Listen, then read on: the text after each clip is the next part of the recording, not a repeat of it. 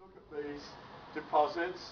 The biggest one, this fault has actually moved. This is a very late fault. It's actually moved. This has been displaced from over here back along here. So this and this were once together on opposite sides of this really, really big fault. We'll look at Fort Knox, and we'll look at a place called Sheelite Dome, particularly that's over here. So just have a quick look at these. As I said before, where the craton, the Archean craton margin comes somewhere down through here, and these are sitting in sedimentary rocks on top of the craton, and this is the belt here. We can see the Klondike is over here. This was the big gold rush, of course, in Alaska, and it looks like this is definitely orogenic gold. This has nothing to do with this. So you've got the two types of gold deposit in the same area here. This is what Fort Knox looks like. You can see it's 150, so it's only about 500 metres across. And the things that interested me is it's very small, but all these different types of granite. We've got coarse grain granite, medium grain granite, fine grain granite, mafic hybrid, this term in here. I worked with a lamprifier expert, a guy called Dr. Nick Rock, and every time someone wrote mafic hybrid, he went and visited the mine, because he wanted to find lamprifiers. They were nearly always lamprifiers, because people didn't know what to describe them as. You see, for a small stock, it's very, very complicated.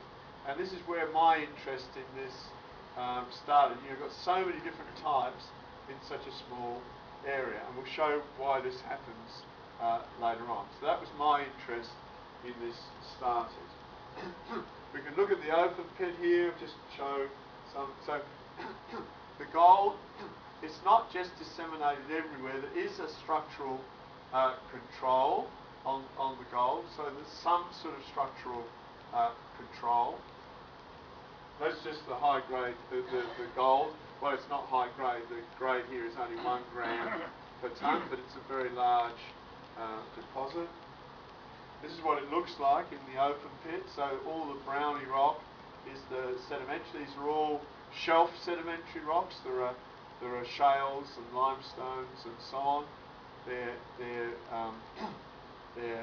all sort of continental shelf type sedimentary rocks, which have been thrusted and deformed before the emplacement of these. So these granites are coming into already deformed rocks. The granite, of course, is the white area in here. You can see how beautiful the terrain is with these mountains in the background. It's all national park in the background there. And the really important thing to me is that the vein arrays, where you get sheeted veins, they're always nearly vertical. So you don't see the horizontal. So what this is telling you is that we've got vertical extension. I think I've lost I've got the board, but I don't think we've got a marker anymore. Unfortunately, I might try and get one for you if you need it, Tucker. Yeah, we don't have a marker. But what this is telling us is that sigma 1 is, so these are near vertical. It just looks as if they're dipping because there's the real view through there. They're near vertical, doesn't matter too much. And sigma 1 is down, it's not horizontal, it's now vertical. So this is extension. So these deposits are not forming during the deformation, they're forming after it, and they're forming, so the vein is extending like that, sigma 1 is like that, extension like that, and we're getting these vertical veins. So that's the immediate difference that we see with the orogenic gold deposits. The other difference we see is that these are the veins. Oh, very good. Oh, very good. Thanks. Okay, so very simply then, we've got extension. So sigma 1 is like that. So our veins are vertical, sigma 3, like this. And this is the intrusion related gold deposit. And then in our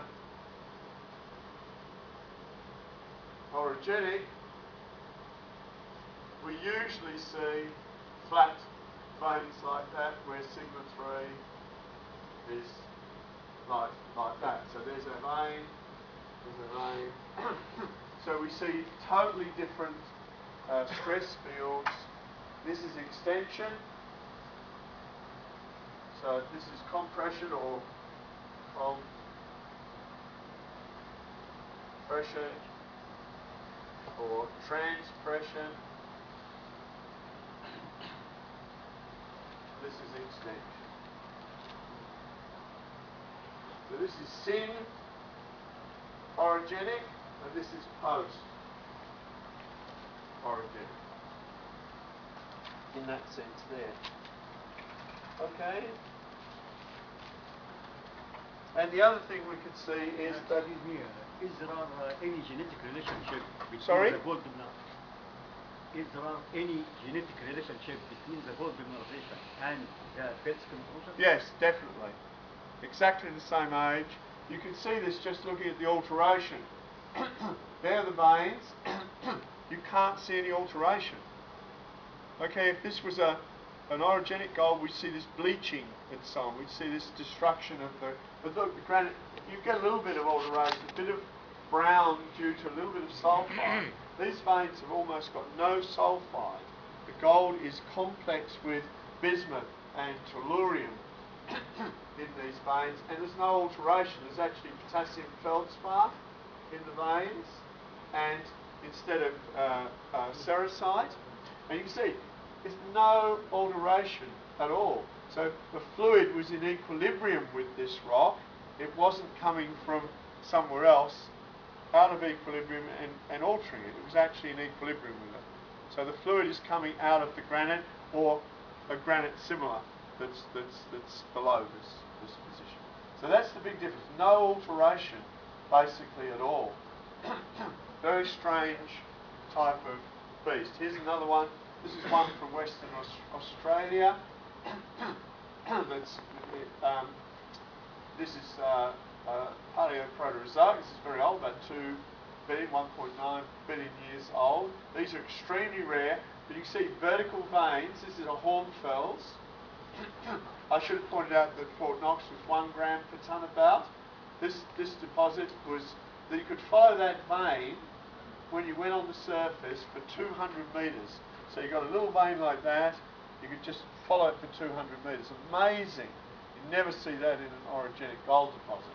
So these are sheeted veins, beautiful extensional vein, hornfels, 1 gram per tonne, and this was so hard, this rock, it destroyed the mill. They couldn't mine it economically because they couldn't actually crush it with the mill circuit that they put in there. They had to close the mine. They just could not crush this rock economically, at least. I'm just trying to think what it's called. Mount Todd? Yes, Mount Todd, yes. It's the one, I mean, all the Pine Creek things are sitting together. They're clearly orogenic, and Mount Todd's sitting way off on the side towards Catherine, and it's right near a granite in a hornfels. It looks quite different. So I think this is an intrusion-related guy. And the person who did her PhD on this recorded gold with bismuth tellurides. It was a sort of eutectic, exactly the same as at Fort Knox. So I think these things are very rare. I think Marilla is one of these, probably, in West Africa. And I also think Siguri might be one, but I'm not sure. I daren't say this, because I'll be killed. But I think it might be. So, but these are pretty rare, and around the world. And I think this is the signature of them. They're quite unusual. Yeah, my memory for names just disappears after a while of the deposits and so on. It's an old Middleton one, which a lot of the Anglo guys worked on early, before they changed to Anglo. Yeah. Mount Todd. Was it? Yeah, and then it was taken over by, it was an American or Canadian group, wasn't it? Pegasus. Yeah. They asked me to, it was a court case about it, and they asked me to write a report, and I mean, they were saying